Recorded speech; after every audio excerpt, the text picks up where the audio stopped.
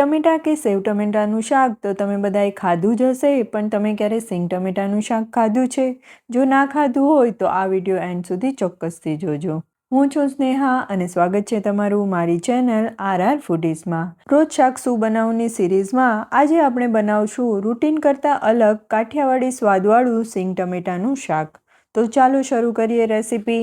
એક કડાઈમાં 3 ચમચી જેટલું તેલ ગરમ કરી તેમાં 1 ચમચી જેટલું જીરું, હિંગ, એક સૂકું લાલ મરચું, સાથે એક ઝીણી સમારેલી નાની ડુંગળી અને 1 ચમચી લસણની પેસ્ટને ઉમેરી બરાબર સાતળી લેશું. સામાન્ય રીતે કાઠિયાવાડી શાકમાં તેલનું પ્રમાણ થોડું વધારે હોય છે, પણ આજે હું આ શાક ઓછા તેલમાં તૈયાર કરું છું, પણ તમે તેલનું પ્રમાણ વધારી પણ શકો છો. ડુંગળી સતળાઈ ગઈ છે. હવે તેમાં 2 મીડિયમ સાઇઝના ટમેટાના ટુકડા ઉમેરી તીખાશ પ્રમાણે લાલ મરચું, હળદર અને સ્વાદ પ્રમાણે મીઠું ઉમેરી બધું બરાબર મિક્સ કરી લઈશું. હવે તેમાં અડધા ગ્લાસ જેટલું પાણી ઉમેરી મિક્સ કરી ઢાંકીને 5 મિનિટ માટે ચડવા દઈશું.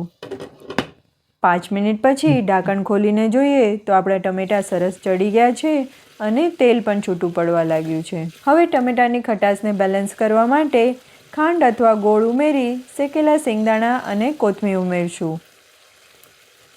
સિંગદાણા અને કોથમીરને જ્યારે જમવા બેસવું હોય ત્યારે જ ઉમેરવાના, જેથી કરીને સિંગદાણા સોફ્ટ ન થઈ જાય અને કોથમીર કાળી પણ ન પડી જાય. તો તૈયાર છે આપણું ગરમાગરમ સિંગ ટમેટાનું શાક, જે ગરમાગરમ રોટલી, પરાઠા કે ભાખરી જોડે ખાવાની ખૂબ જ મજા પડી જાય છે.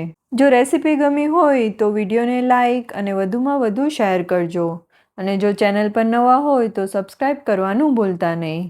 ફરી મળશું આવી જ નવી ટેસ્ટી રેસીપી સાથે. આવજો.